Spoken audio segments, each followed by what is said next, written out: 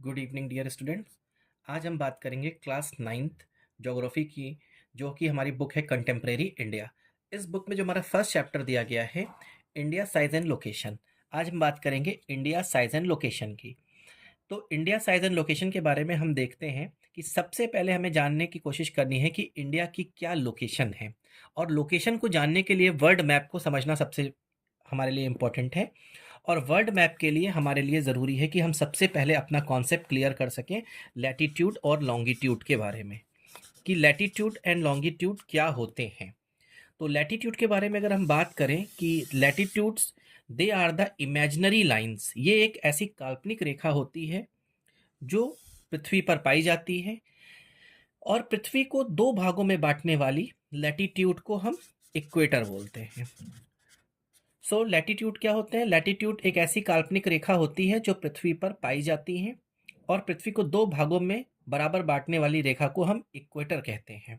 और इक्वेटर को अगर हम डिग्री के टर्म्स में बात करें तो इसको हम 0 डिग्री भी कहते हैं। टोटल अगर हम कितने लैटिट्यूड्स अर्थ पे पाए जाते हैं उसकी बात करें तो टोटल 90 लैटिट्यूड्स हमारे नॉर्दर्न हेमिस्फीयर में और 90 लैटिट्यूड्स हमारे सदर्न हेमिस्फीयर में या दक्षिणी गोलार्ध में पाए जाते हैं। 0 डिग्री से स्टार्ट करें, और अगर हम केवल उत्तरी गोलार्ध की बात करें तो 0, 1, 2, 3 ऐसे होते हुए जो हमारा पोलर एरिया होता है वो होता है 90 डिग्री।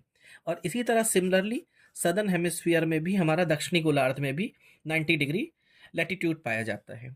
अगर हम बात करें डिस्टेंस की तो दो लैटिट्यूड के बीच में 111 किलोमीटर की 111 किलोमीटर की डिस्टेंस पाई जाती है। इसके अलावा और लॉन्गिट्यूड की अगर हम बात करें, लॉन्गिट्यूड की बात करने से पहले हम और देखते हैं कि लैटिट्यूड अर्थ पे कितने पाए जाते हैं। तो आप इस डायग्राम के थ्रू ये समझ रहे होंगे कि 90 लैटिट्यूड्स जो हैं हमारे नॉर्दर्न हेमिस्फीयर में, 90 लैटिट्यूड्स जो हैं हमारे सदर्न हेमिस्फीयर में पाए जाते हैं, तो टोटल हो जाते हैं 180। और प्लस इक्वेटर की बात करें तो 181 लैटिट्यूड्स होते हैं। क्योंकि लैटिट्यूड्स की जो डेफिनेशन है उसके according latitudes are the imaginary lines which passes from north east to west. ऐसे इमेजिनरी लाइन जो ईस्ट से वेस्ट को कनेक्ट कर रही हैं इनको लैटिट्यूड बोलते हैं। तो जो लैटिट्यूड्स हैं ये लाइंस हैं, जबकि हम अगर पोलर एरिया की बात करें तो ये लैटिट्यूड्स क्या होते हैं, कंसाइज होते हुए एक डॉट के रूप में आ जाते हैं पोलर एरिया पे।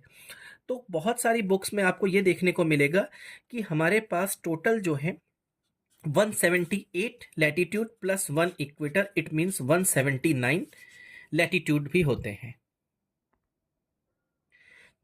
इसके बाद अगर हम इंडिया की बात करें तो इंडिया की जो पोजीशन है वो नॉर्दर्न हेमिस्फीयर या सदर्न हेमिस्फीयर में किस गोलार्ध में आती है? तो इंडिया की जो पोजीशन है वो आती है नॉर्दर्न हेमिस्फीयर में।